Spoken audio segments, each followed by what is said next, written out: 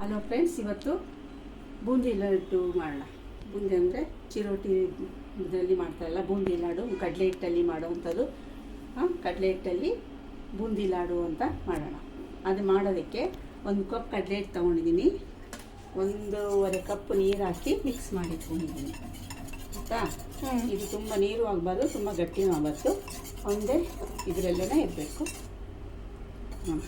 ಆಮೇಲೆ 3/4 ಭಾಗ ಸಕ್ಕರೆ ತಗೊಂಡಿದ್ದೀನಿ. ಇವಾಗ ಇದನ್ನು ನಾವು ಇದು ಮಾಡೋಣ. ಸ್ಟವ್ ಮೇಲೆ ಎಣ್ಣೆ ಇಟ್ಬಿಟ್ಟು ಇದನ್ನು ಯಾವ ಥರ ಮಾಡೋದು, ಯಾಕಂದರೆ ಕೆಲವೊಂದು ನಾವು ಬೂಂದಿ ಮಾಡ್ಕೊಂಡು ಮಾಡಬೇಕಾದ್ರೆ ತುಂಬ ಲೇಟ್ ಆಗುತ್ತೆ. ಪಟ್ ಅಂತ ಯಾರಾದರೂ ಮನೆಗೆ ಬಂದರೆ ಬೇಗ ನಾವು ಏನೋ ಸ್ವೀಟ್ ಮಾಡ್ಕೋಬೇಕು ಅಂತಂದರೆ, ಬೂಂದಿ ಲಾಡು ಮಾಡ್ಕೋಬೇಕು ಅಂದರೆ ಇದನ್ನು ಪಕೋಡ ಥರ ಮಾಡೋದು. ಯಾವ ಥರ ಮಾಡೋದು ಅಂತ ನಾನು ತೋರಿಸ್ತೀನಿ. ಪಕೋಡ ಥರ ಮಾಡಿಕೊಂಡು ಅದನ್ನು ಆಮೇಲೆ ಏನು ಮಾಡಬೇಕು ಅಂತ ನಾನು ತೋರಿಸ್ತೀನಿ. ಓಕೆ, ಇವಾಗ ಒಂದು ಬಾಣಲಿ ತೊಗೊಳ್ಳೋಣ. ಸ್ಟವ್ ಮೇಲೆ ಬಾಣಲಿ ಇಟ್ಟಿದ್ದೀನಿ. ಆಮೇಲೆ ಎಣ್ಣೆ ತೊಗೊಳ್ತೀನಿ.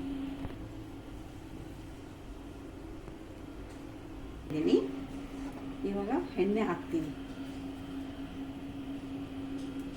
ಎಣ್ಣೆ ಅದು ಫ್ರೈ ಆಗೋಷ್ಟು ಎಣ್ಣೆ ಹಾಕೋಣ. ಫ್ರೈ ಮಾಡ್ಕೊಳ್ಳೋಣ. ಫಸ್ಟು ನಾವು ಹೇಗೆ ಪಕೋಡ ಫ್ರೈ ಮಾಡ್ತೀವೋ ಆ ಥರ ಫ್ರೈ ಮಾಡ್ಕೊಳ್ಳೋಣ. ಇದು ತುಂಬ ಈಸಿ ಮೆಥಡು, ಅದಕ್ಕೆ ತೋರಿಸ್ತಾ ಇದ್ದೀನಿ. ಬೂಂದಿ ಮಾಡಿ ಅದು ತುಂಬ ಲೇಟ್ ಆಗುತ್ತೆ. ಬೂಂದಿ ಮಾಡೋದಂದರೆ ತುಂಬ ಲೇಟ್ ಆಗುತ್ತೆ. ಇದು ಬಂದ್ಬಿಟ್ಟು ಬೇಗ ಆಗುತ್ತೆ. ಇವಾಗ ಎಣ್ಣೆ ಕಾಲಿದೆ, ಅದಕ್ಕೇನು ಮಾಡೋಣ, ಇದನ್ನು ಸೇಮ್ ನಾವು ನೋಡು, ಎಣ್ಣೆ ಈ ಹದ ಇರಬೇಕು. ಈ ಹದಕ್ಕೆ ಮಿಕ್ಸ್ ಮಾಡ್ಕೊಂಡಿದ್ದೀವಿ. ಇವಾಗ ಇದನ್ನು ಸೇಮ್ ನಾವು ಈ ಪಕೋಡ ಹೇಗೆ ಮಾಡ್ತೀವೋ ಆ ಥರ ಇದನ್ನು ಹುಯ್ಯೋಣ. ಹುಯ್ಕೊಂಡು ಸ್ವಲ್ಪ ಬೇಯಿಸ್ಕೊಳ್ಳೋಣ.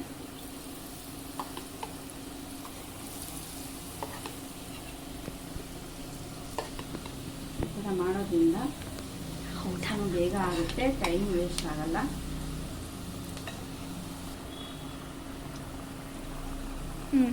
ಇವಾಗ ಇದು ಸ್ವಲ್ಪ ಬೇಯಲಿ. ಸ್ವಲ್ಪ ಬೆಂದ್ಮೇಲೆ ಥರ ಹಾಕ್ಬಿಟ್ಟು ಬೇಯಿಸ್ಕೊಳ್ಳೋಣ. ಸ್ವಲ್ಪ ಬೇಯಿಸ್ಕೊಂಡ್ಬಿಟ್ರೆ ಹಸಿ ವಾಸನೆ ಎಲ್ಲ ಹೋಗುತ್ತೆ. ಹಸಿ ವಾಸನೆ ಎಲ್ಲ ಹೋದ್ಮೇಲೆ ಇದನ್ನು ಇನ್ನೂ ಒಂದು 2 ನಿಮಿಷ ಬೇಯಿಸ್ಕೊಂಡ್ಬಿಟ್ಟು ತೆಗೆದಿಟ್ಕೊಳ್ಳೋಣ. ಇದನ್ನೆಲ್ಲ ತೆಗೆದಿಟ್ಕೊಳ್ಳೋಣ. ಇದು ಬೇಗ ಆಗುತ್ತೆ.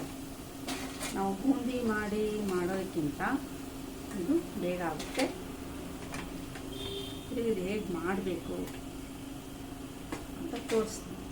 ಫಸ್ಟ್ ಇದನ್ನೆಲ್ಲ ರೆಡಿ ಮಾಡ್ಕೊಳ್ಳೋಣ. ಈ ಥರ ಫ್ರೈ ಮಾಡ್ಕೊಂಡಿದ್ದೀನಿ. ಇದನ್ನು ಸ್ವಲ್ಪ ಆರಬೇಕು. 1-2 ನಿಮಿಷ ಆದ ತಕ್ಷಣ ಮಿಕ್ಸಿಗೆ ಹಾಕ್ಕೋಬೇಕು. ಮಿಕ್ಸಿಗೆ ಹಾಕ್ಕೊಂಡು ತುಂಬ ಪೌಡ್ರ್ ಮಾಡಬಾರ್ದು, ಬರೀ 1 ರೌಂಡು ಇದು ಮಾಡಬೇಕು. ಪೌಡ್ರ್ ಮಾಡಿ ಆಮೇಲಿಂದ ಮತ್ತೆ ಏನು ಮಾಡೋದು ಅಂತ ತೋರಿಸ್ತೀನಿ.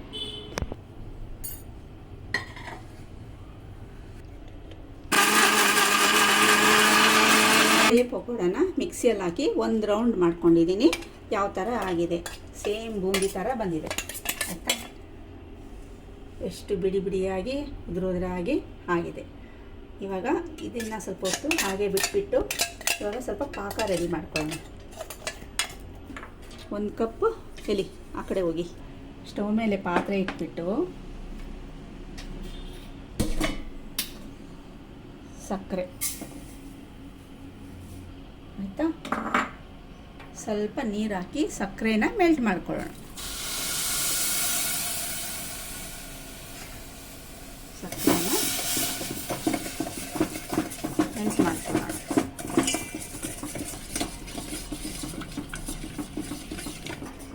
ಇವಾಗ ಬಂದುಬಿಟ್ಟು ಇದಕ್ಕೆ ಫ್ಲೇವರ್ಗೋಸ್ಕರ ಒಂದು ಸ್ವಲ್ಪ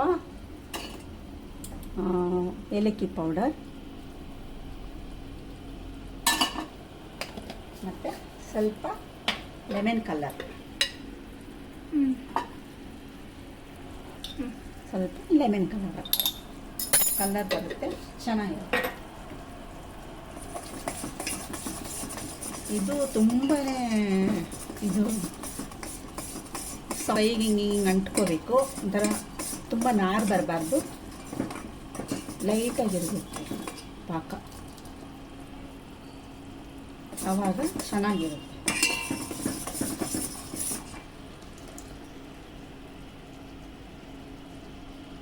ಪಾಕ ಬಂದಿದೆ, ಇಷ್ಟೇ ಪಾಕ. ತುಂಬ ಪಾಕ ಬರಬಾರ್ದು.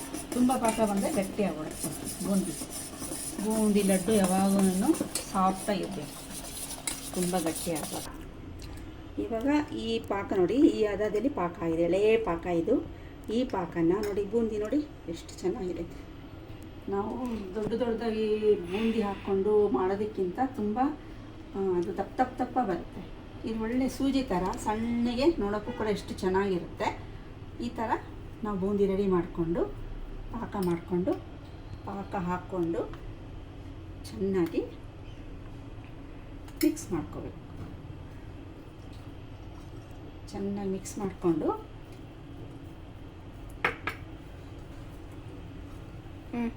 ಈ ಥರ ಪಾಕನ ಹಾಕ್ಕೊಂಡು ಚೆನ್ನಾಗಿ ಮಿಕ್ಸ್ ಮಾಡ್ಕೋಬೇಕು. ಪಾಕ ಎಲ್ಲ ಸೇರಬೇಕು, ಬೂಂದಿಗೆಲ್ಲ ಸೇರಬೇಕು. ನೋಡೋಕ್ಕೂ ಚೆನ್ನಾಗಿದೆ, ನೋಡೋಕ್ಕೂ ಚೆನ್ನಾಗಿ ಕಾಣುತ್ತೆ. ಈ ಥರ ಮಾಡ್ಕೊಂಡ್ಬಿಟ್ಟು ಕಾಣ್ತಾ ಇದೆ.